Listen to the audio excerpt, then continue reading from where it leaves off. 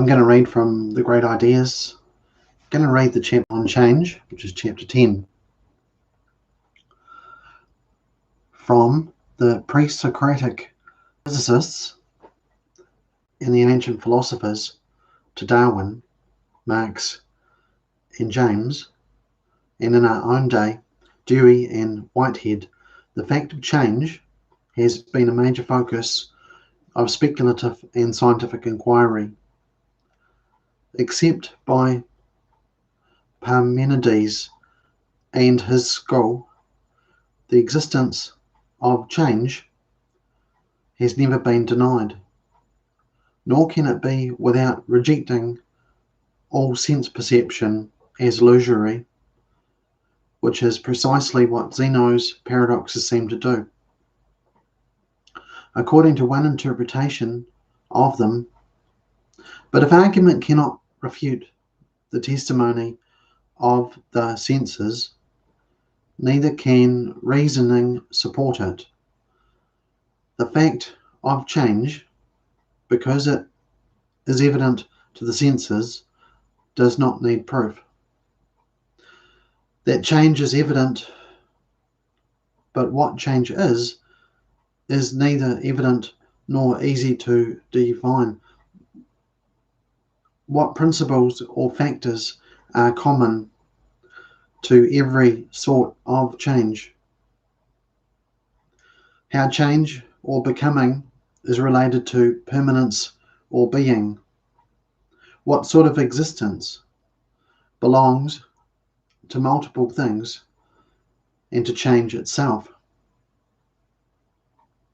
These are questions to which answers are not obtainable merely by observation, nor will simple observation, without the aid of experiment, measurement, and mathematical calculation, discover the laws and properties of motion. The analysis of change or motion has been a problem for the philosophers of nature. They have been concerned with the definition of change, its relation to being, the classification of the kinds of change, the measurement of motion, on the other hand, and the mathematical formulation of its laws have been occupied the experimental natural scientists. Both natural philosophy and natural science share a common subject matter, though they approach it by different methods and with different interests. Both are entitled to use the name physics for their subject matter. The Greek word physis, from which physics comes, has as its Latin equivalent the word natura, from which nature comes.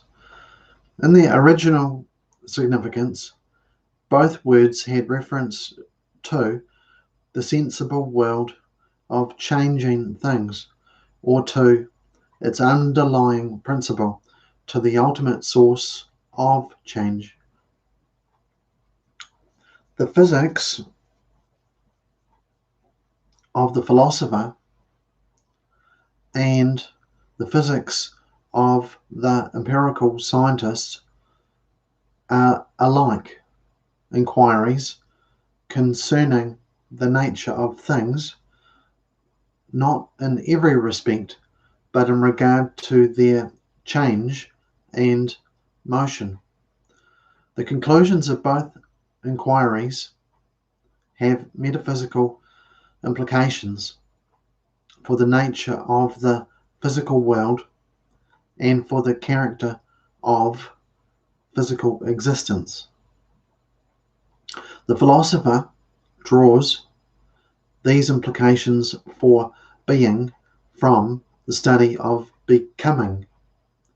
The scientist, in turn, draws upon philosophical distinctions in order to define the objects of his study. Galileo, for example, in separating the problem of freely falling bodies from the motion of projectiles, employs the traditional philosophical distinction between natural and violent motion. The analysis of time and space, basic variables in Newtonian mechanics, the distinction between discontinuous and continuous change, and the problem of the divisibility of a continuous motion. These are philosophical considerations presupposed by the scientific measurement of motion.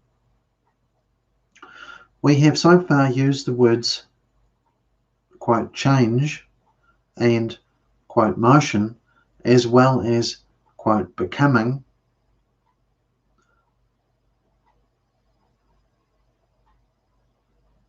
as if all three were interchangeable in meaning. That is somewhat inaccurate, even for the ancients, who regarded all things of change, except one, as motions. It is much less accurate for the moderns, who have tended to restrict the meaning of motion to local motion or change of place.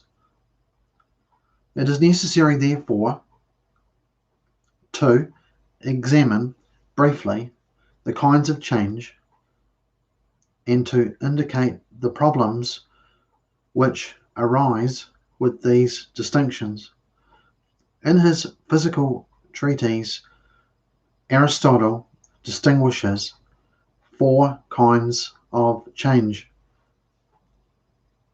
When the change from contrary to contrary is in quantity, he writes, it is growth and diminution. When it is in place, it is motion. When it is in quality, it is alteration.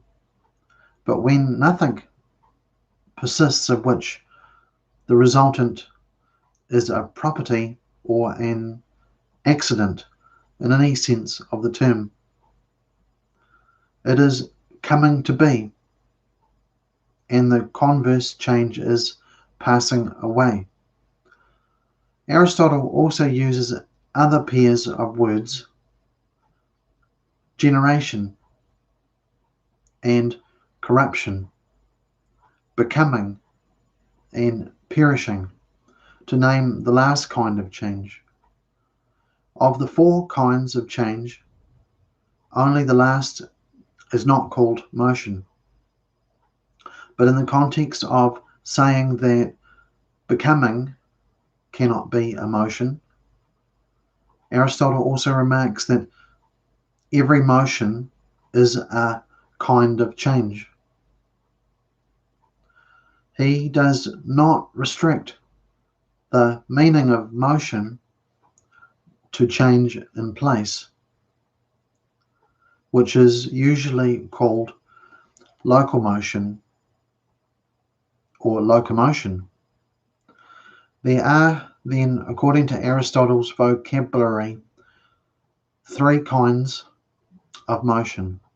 1, local motion, in which bodies change from place to place.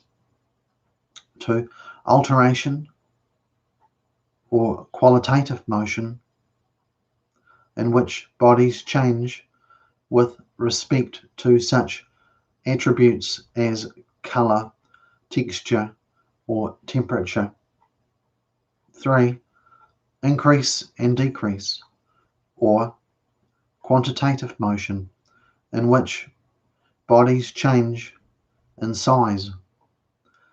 And in addition, there is the one kind of change which is not motion: generation and corruption.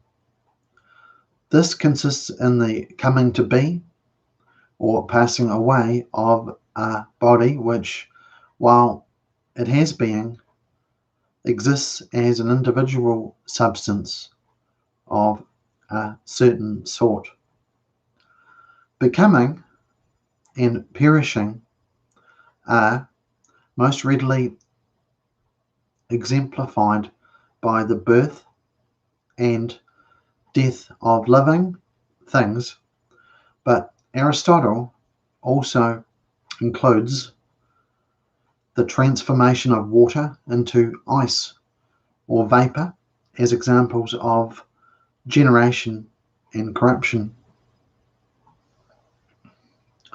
One distinctive characteristic of generation and corruption is, in Aristotle's conception of this type of change, is their instantaneity. He thinks that the other three kinds of change are continuous processes taking time, whereas things come into being or pass away instantaneously. Aristotle thus applies the word motion only to the continuous changes which time can measure.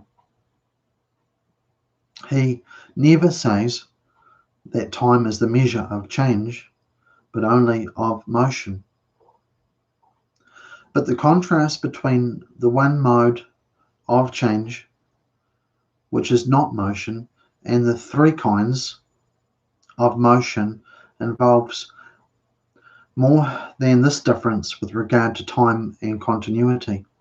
Aristotle's analysis considers the subject of change, that which undergoes transformation, and the starting point and goal of motion.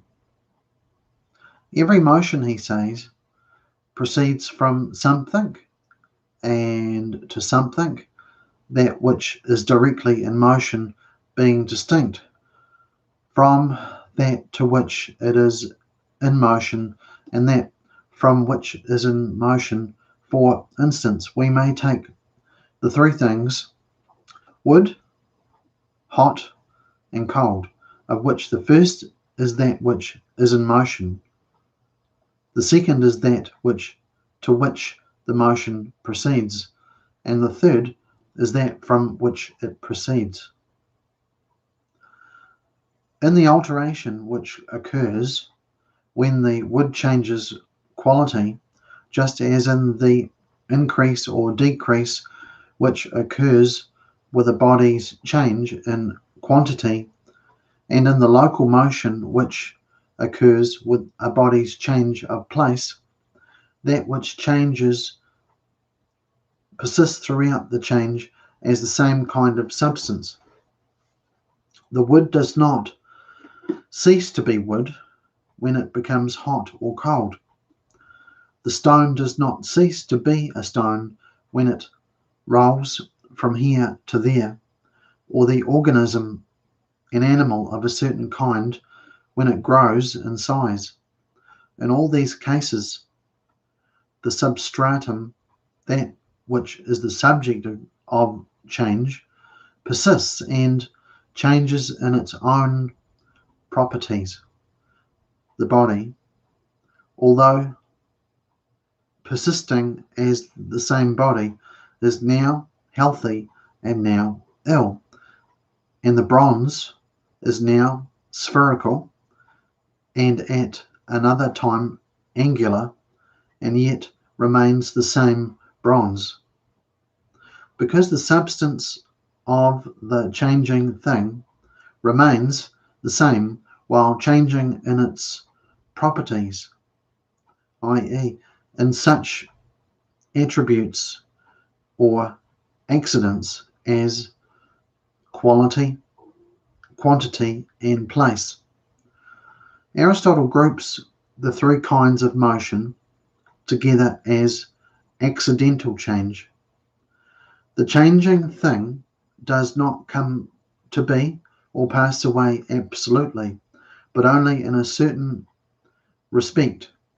In contrast, generation and corruption involve a change in the very substance of a thing, when nothing perceptible persists in its identity as a substratum, and the thing changes as a whole. Then, according to Aristotle, it is a coming to be or one substance and the passing away of another. In such becoming or perishing, it is matter itself rather than a body or a substance which is transformed. Matter takes on or loses the form of a certain kind of substance. For example, when the nutriment is assimilated to the form of a living body, the bread or corn becomes the flesh and blood of a man. When an animal dies, its body decomposes into the elements of inorganic matter.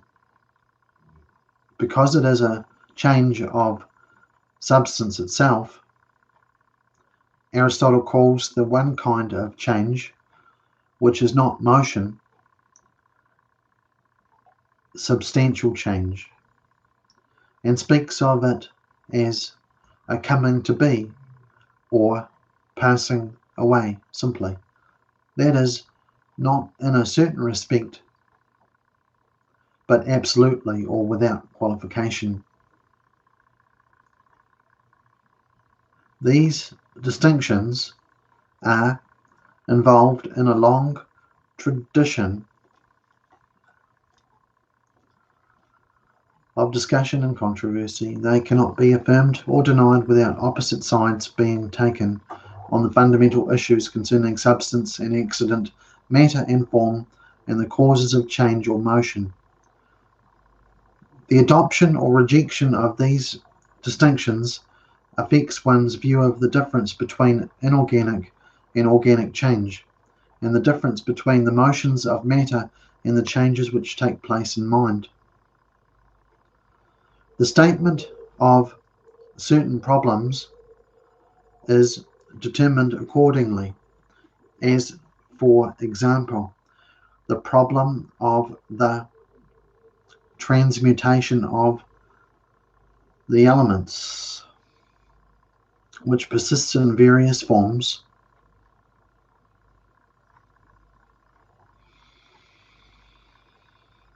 from the physics of the ancients through medieval alchemy and the beginnings of modern chemistry to present considerations of radioactivity and atomic fusion.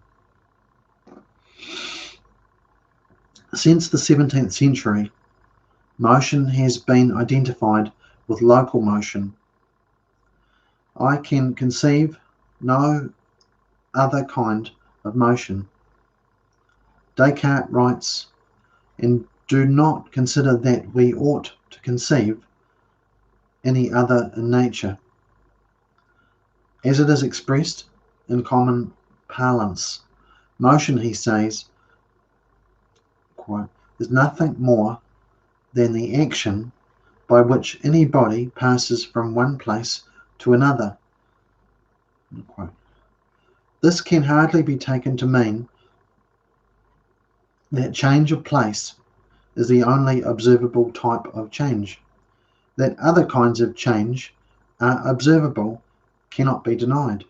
The science of mechanics or dynamics may be primarily or exclusively concerned with local motions, but other branches of natural science, certainly chemistry, deal with qualitative transformations, and the biological sciences study growth and decay, birth and death.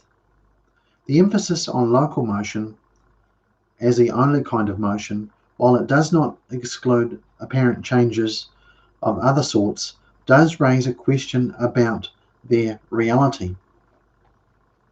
The question can be put in several ways.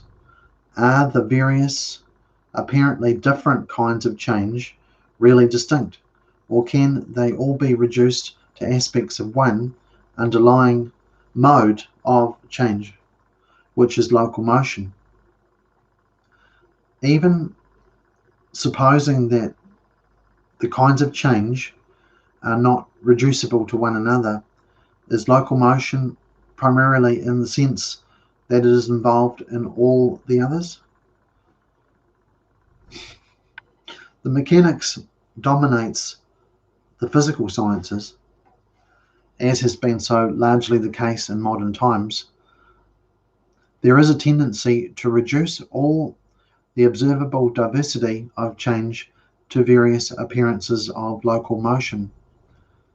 Newton, for example, explicitly expresses this desire to formulate all natural phenomena in terms of the mechanics of moving particles. In the preface to the first edition, in the preface to the first edition of his Mathematical Principles, after recounting his success in dealing with celestial phenomena, he says, "I wish we could derive the rest of the phenomena of nature by the same kind of reasoning from mechanical principles, for I am induced by many reasons to suspect that they may all depend upon certain forces by which the particles of bodies, by some causes hereto unknown, are either mutually impelled towards one another and cohere in regular figures, or are repelled and recede from one another." End quote. The notion that all change can be reduced to the results of local motion is not, however, of modern origin. Lucretius expounds the theory of the Greek atomists that all the phenomena of change can be explained by reference to the local motion of elements in that. Local motion of indivisible particles coming together and separating. Change of place is the only change which occurs on the level of the ultimate physical reality. The atoms neither come to be, nor pass away, nor change in quality or size. But though we find the notion in ancient atomism, it is only in modern physics that the emphasis upon local motion tends to exclude all other kinds of change. It is characteristic of what James calls the modern mechanico-physical philosophy to begin by saying that the only facts are collocations and motions of primordial solids, and the only laws the changes of motion which changes in collocation bring. James quotes Helmholtz to the effect that the ultimate goal of theoretical physics is to find the last unchanging causes of the processes of nature. If to this end we imagine the world composed of elements with unalterable qualities, then Helmholtz continues,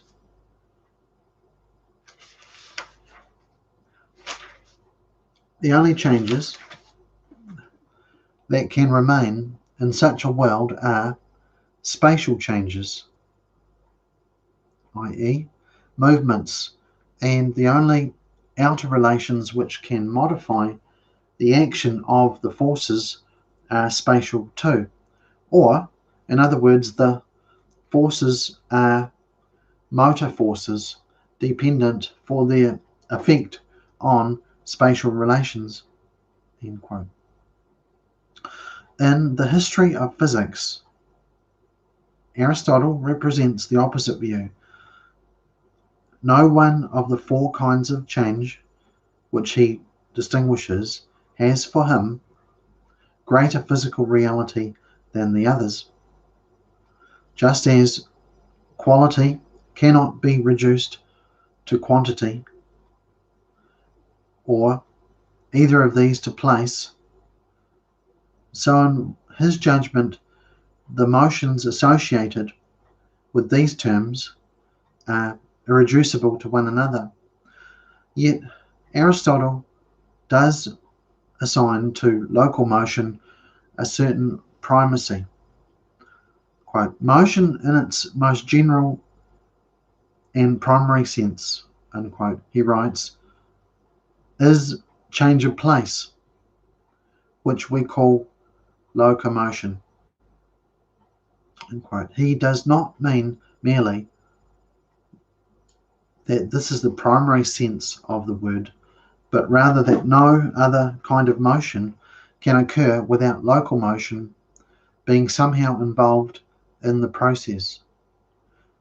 Showing how increase and decrease depends on alteration and how that in turn depends on change of place, he says that, quote, of the three kinds of motion, it is this last, which we call locomotion, that must be primary, end quote.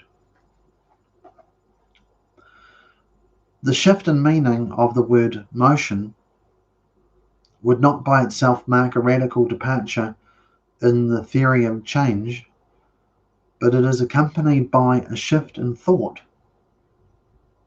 which has the most radical consequences. At the same time that motion is identified with local motion, Descartes conceives motion as something completely actual and thoroughly intelligible. For the ancients, becoming of any sort had both less reality and less intelligibility than being.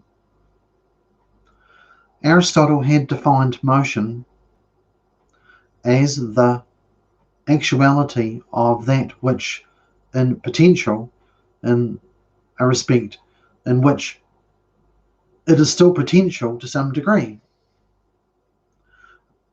According to what Descartes calls its strict as opposed to its popular meaning, motion is, quote, the transference of one sort of matter or one body from the vicinity of those bodies that are in immediate contact with it, and which we regard as in repose, into the vicinity of others, end quote.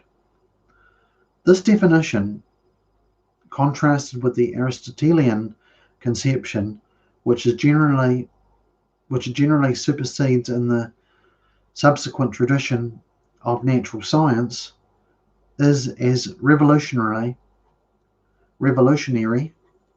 as the Cartesian analytical geometry is by comparison with the Euclidean. Nor is it an unconnected fact that the analytical geometry prepares the way for the differential calculus that is needed to measure variable motions, spatial 2, that is needed to measure variable motions, their velocities, needed to measure variable motions, their velocities, and their accelerations. The central point on which the two definitions are opposed constitutes one of the most fundamental issues in the philosophy of nature. Does motion involve a transition from potential to actual existence, or only the substitution of one actual state for another? Only a transportation, as Descartes says, from one place to another. While motion is going on, the moving thing, according to Aristotle's definition, must be partly potential and partly actual in the same respect. The leaf turning red while it is altering has not yet fully reddened. When it becomes as red as it can get, it can no longer change in that respect. Before it began to change, it was actually green. And since it could become red, it was potentially red. But while the change is in process, the potentiality of the leaf to become red is being actualized. This actualization progresses until the change is completed. The same analysis would apply to a ball in motion. Until it comes to rest in a given place, its potentiality moment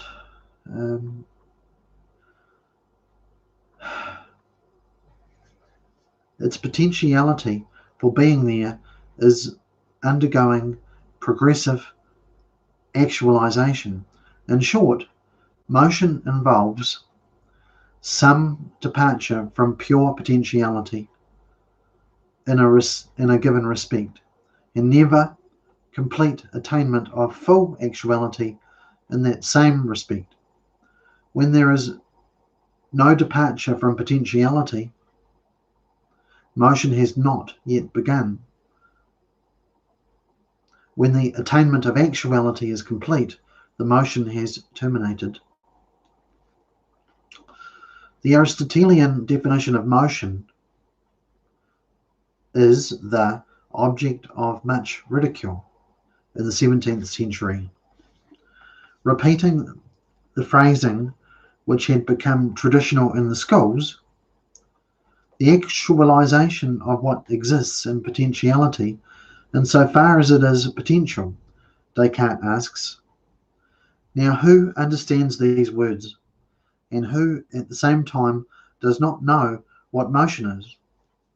Will not everyone admit that those philosophers have been trying to find a knot in a bulrush? Question mark. Locke also finds it meaningless. What more exquisite jargon could the wit of man invent than this definition, which would puzzle any rational man to whom it was not already known by its famous absurdity, to guess what word it could ever be supposed to be the explication of? If Tully, asking a Dutchman what bewinge was, Locke continues, should have received this explication of his own language, that it was actus intus in potentia quatinus in potentia. I ask whether any one can imagine he could thereby have guessed what the word bewinge signified. Locke does not seem to be satisfied with any definition of motion. The atomists who define motion to be a passage from one place to another, what do they more than put one synonym word for another? For what is passage other than motion? Nor will the successive application of the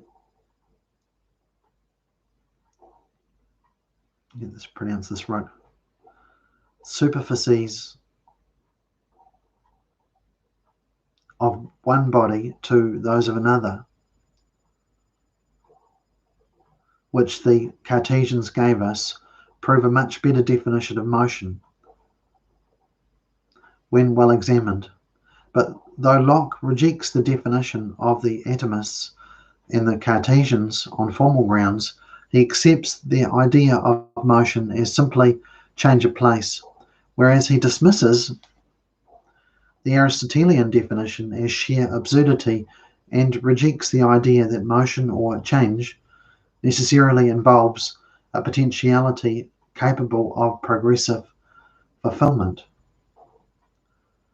As we have already remarked, the omission of potentiality from conception of motion is a theoretical shift of the deepest significance. It occurs not only in Descartes' Principles of Philosophy and in the atomism of Hobbes and Gassendi, but also in the mechanics of Galileo and Newton. According to these modern philosophers and scientists, a moving body is always actually somewhere. It occupies a different place at every moment in a continuous motion.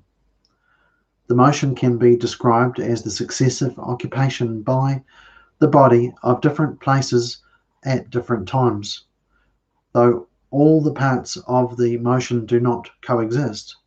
The moving particle is completely actual throughout.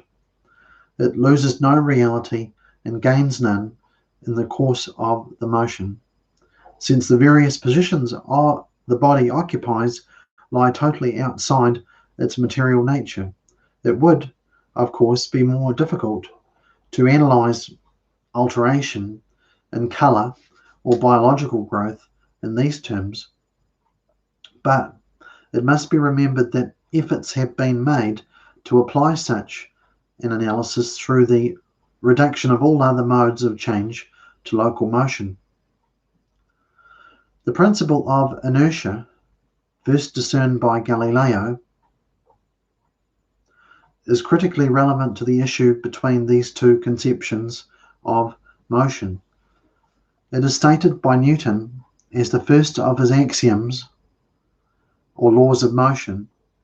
Every body, he writes, continues in its state of rest or of uniform motion in a right line unless it is compelled to change that state by forces impressed upon it. As applied to the motion of projectiles, the law declares that they continue in their motions so far as they are not retarded by the resistance of the air or impelled downwards by the force of gravity. In his experimental reasoning concerning the acceleration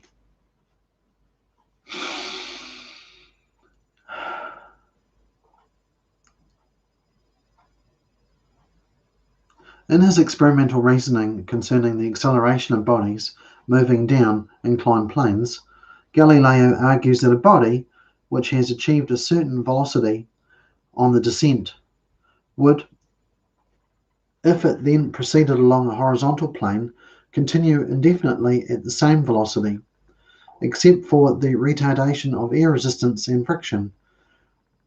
Quote, any velocity once imparted to a moving body, he maintains, will be rigidly maintained as long as the external causes of acceleration or retardation are removed. So in the case of projectiles, they would retain the velocity and direction imparted to them by the cannon were it not for the factors of gravity and air resistance.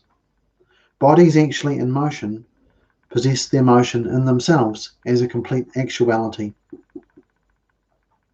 They need no causes acting on them to keep them in motion, but only to change their direction or bring them to rest.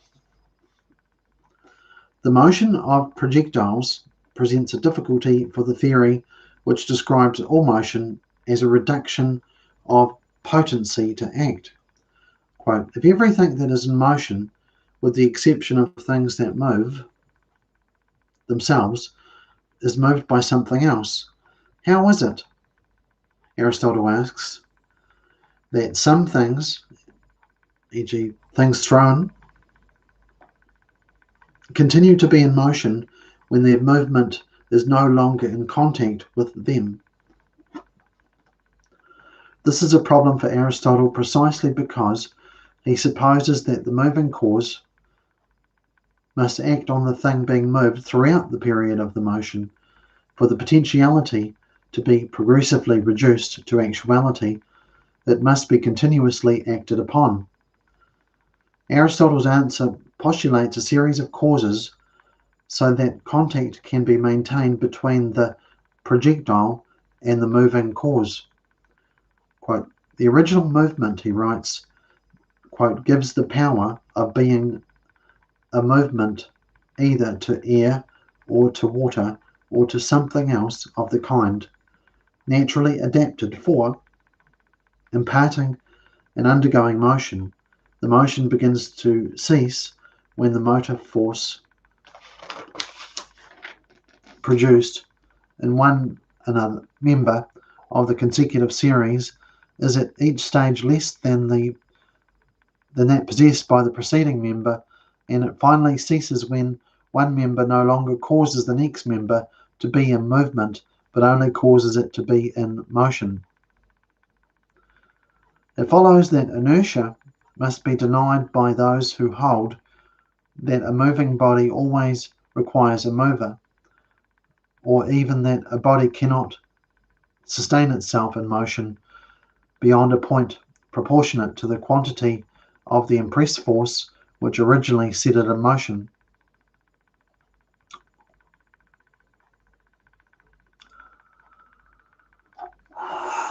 Man, how much do I have to go here? A couple more pages.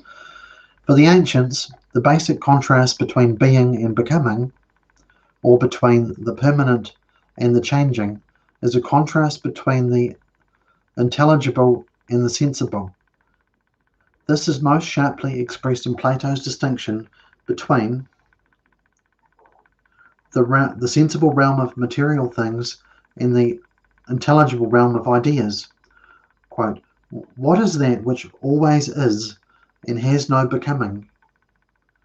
Timaeus asks.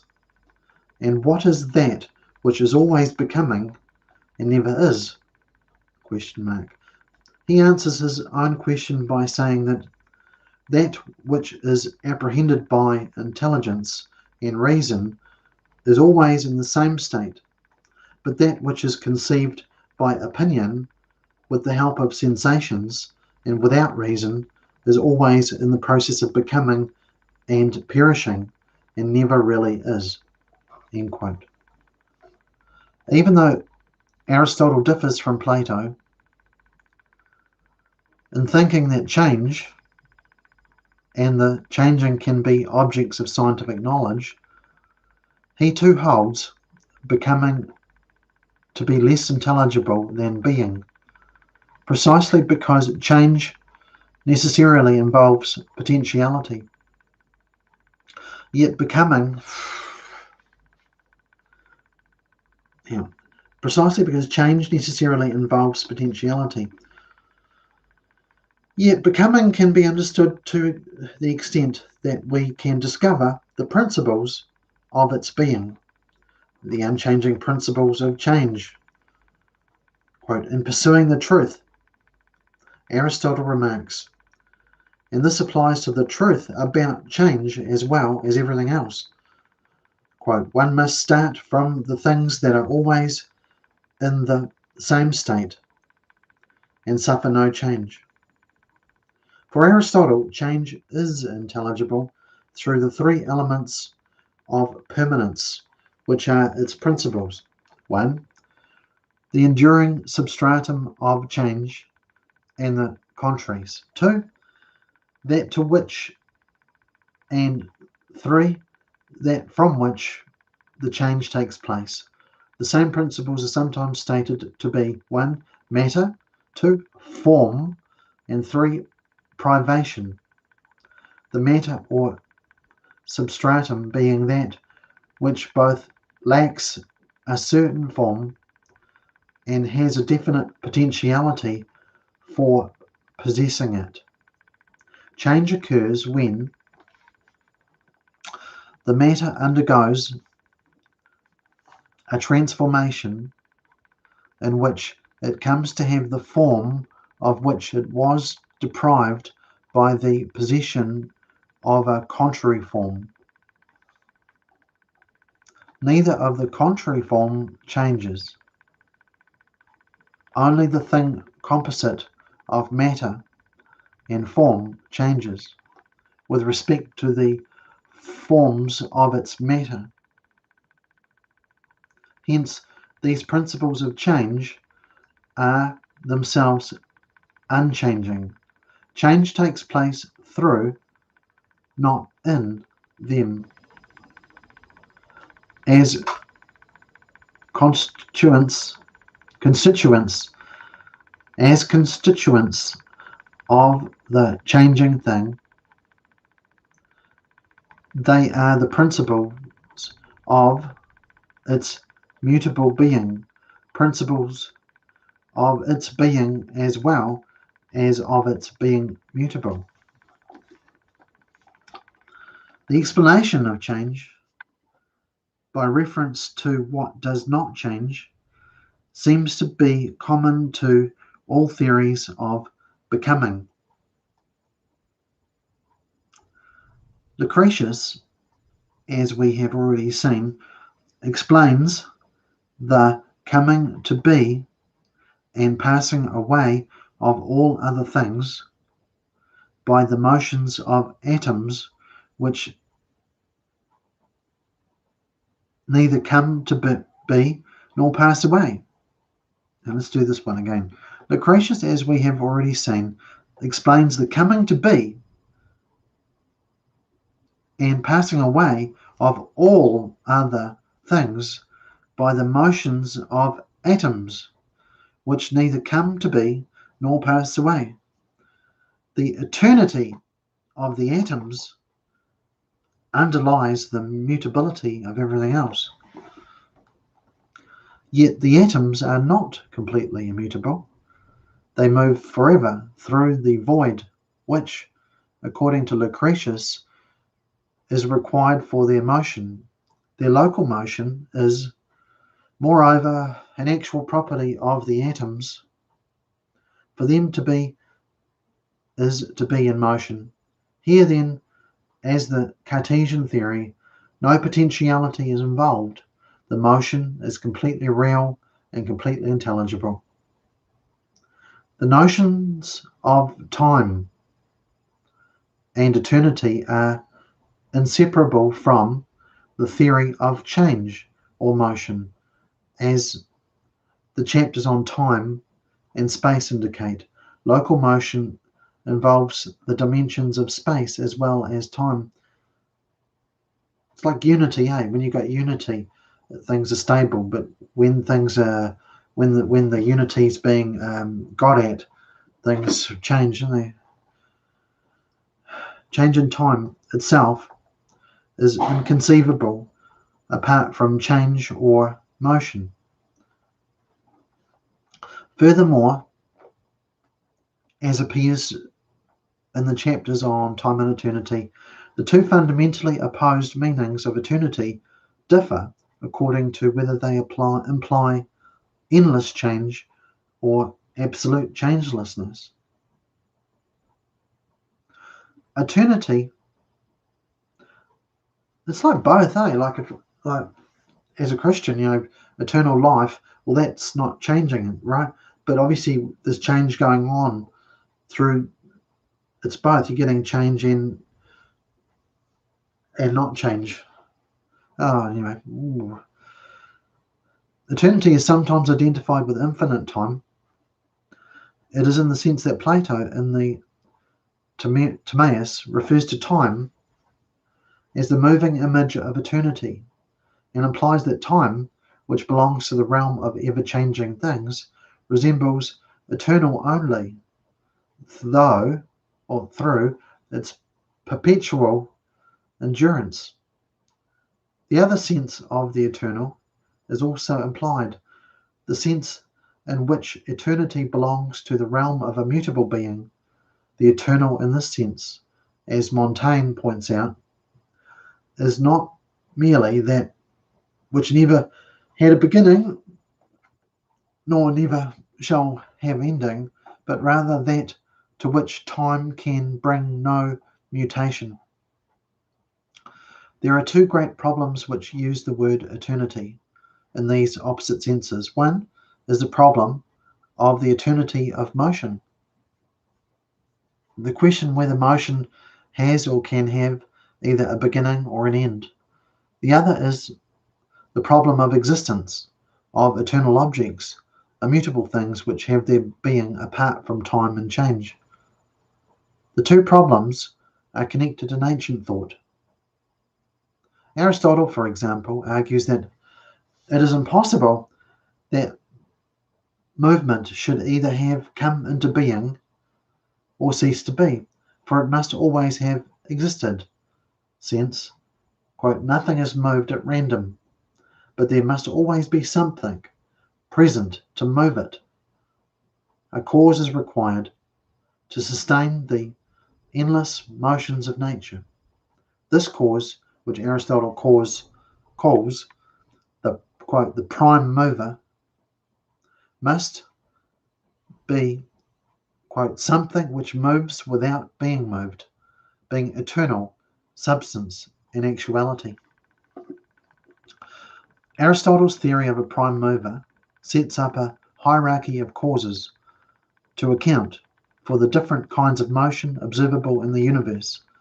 The perfect circular motion of the heavens serves to mediate between the prime mover, which is totally unmoved, and the less regular cycles of terrestrial change. The constant cycle of movement in the stars differs from the irregular cycle of generation and destruction on Earth. For the first, Aristotle asserts the necessity of something which is always moved with an unceasing motion, which is motion in a circle.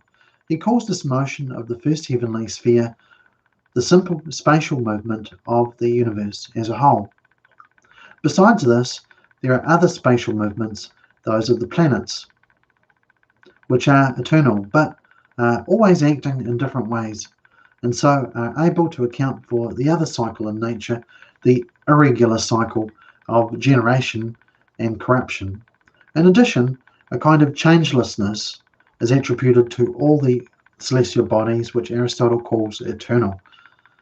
Eternally in motion, they are also eternally in being, though not immovable. They are supposed to be incorruptible substances. They never begin to be and never perish.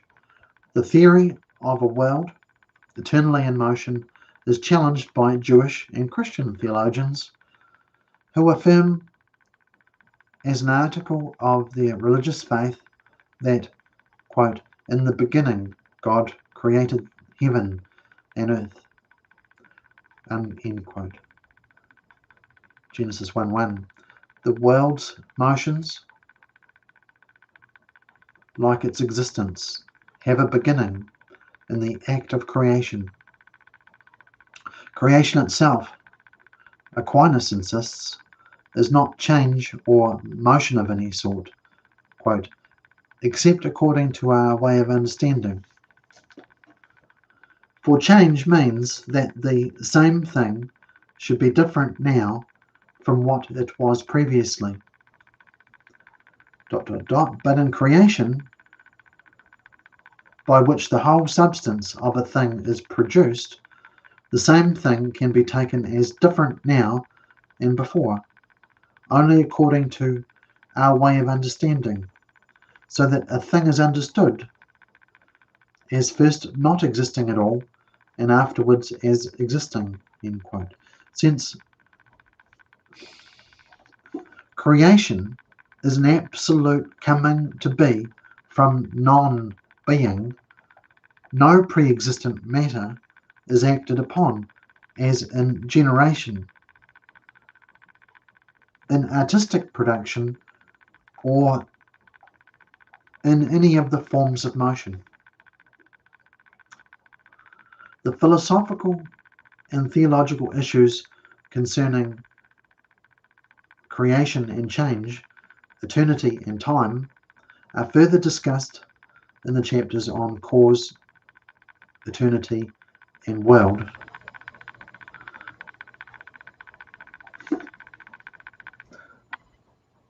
Here.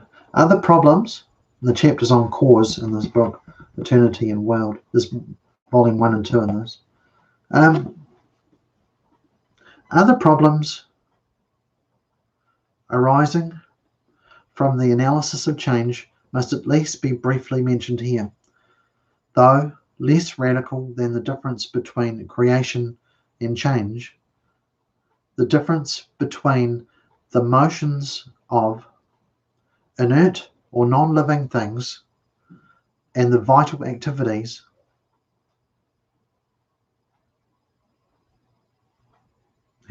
the less radical than the difference between creation and change, the difference between the motions of inert or non-living things and the vital activities of plants and animals raises for any theory of change the question whether the same principles apply to both. The rolling stone and the running animal both move locally, but are both motions locomotion in the same sense? Augmentation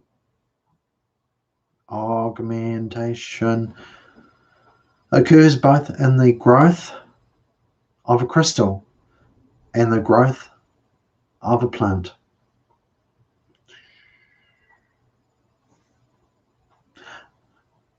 But are both of them growing in the same sense?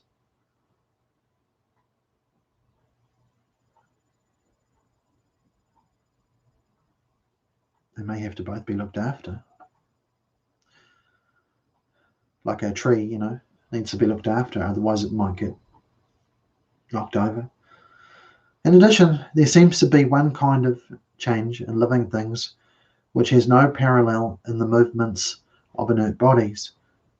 Animals and men learn. They acquire knowledge, form habits, and change them. Can change of mind be explained in the same terms as change in matter? The Bible speaks of renewing the mind by the word. Anyway, the issues raised by questions of this sort are more fully discussed in the chapters on animal, habit, and life. Certain other issues must be entirely reserved for discussion elsewhere. The special problems of local motion, such as the properties of rectilinear and circular motion,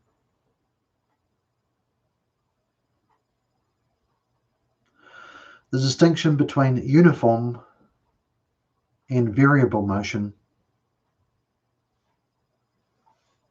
and the uniform or variable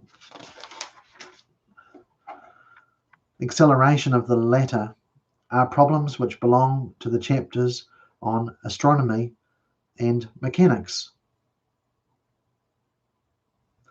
Change, furthermore, is a basic fact not only for the natural scientist but for the historian, the natural historian, or the historian of man and society.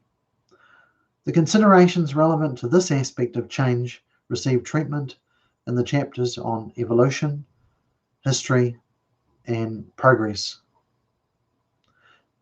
Even these ramifications of discussion do not exhaust the significance of change, the cyclical course of the emotions, and the alteration of pleasure and pain have been thought inexplicable without reference to change of state in regard to desire and aversion. The motion from want to satisfaction, or from possession to deprivation. Change is not only a factor in the analysis of emotion, but it is also itself an object of man's emotional attitudes. It is both loved and hated, sought and avoided. According to Blaise Pascal, man tries desperately to avoid a state of rest. He does everything he can to keep things in flux. Our nature consists in motion, he writes. Quote, complete rest is death. Nothing is so insufferable to man, he continues, as to be completely at rest. Without passions, without business, without diversion, without study. In one way I could disagree with that. When you're in union with God, when you feel that you're in union with the presence of God and in Christ, you want that union not to change. So you're quite happy to rest in God. But I guess you can't be like that all day, otherwise you'd kind of be like sitting somewhere or lying down too long. So you can't keep that up in this world.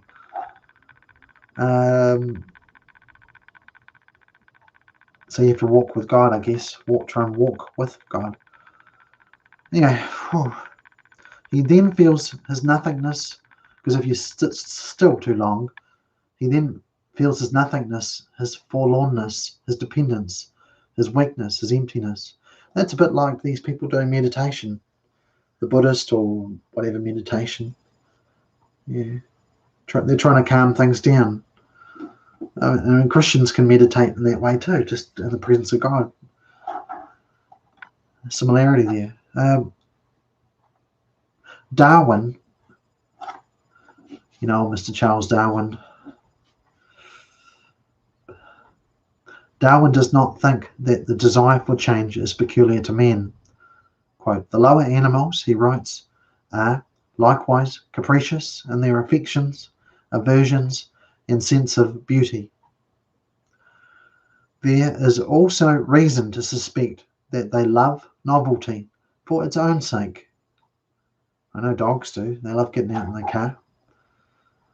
But men also wish to avoid change. Well, that's true too. I mean, if you've been on a lot of car rides, sometimes you'd want to stay home. You really think twice about a mission going out because it's very tiring and you'd rather stay home and rest. Likewise, so anyway, but men also wish to avoid change. The old Prince Boltanski in War and Peace could not comprehend how anyone could wish to alter his life or introduce anything new into it. This is not merely an old man's view. For the most part, it is permanence rather than transiency.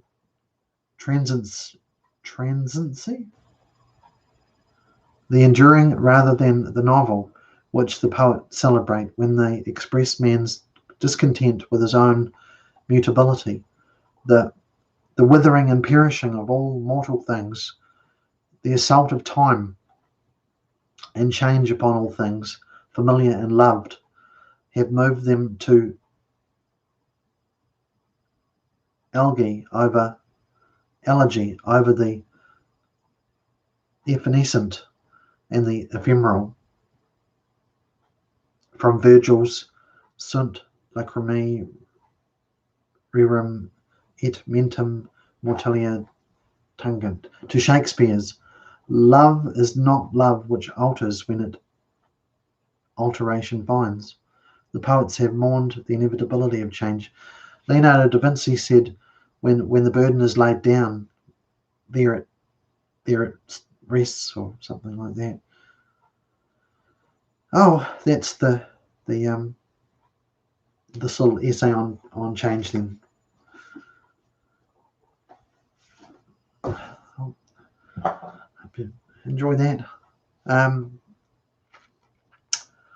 One of the reasons I read that was because change and difference are important ideas in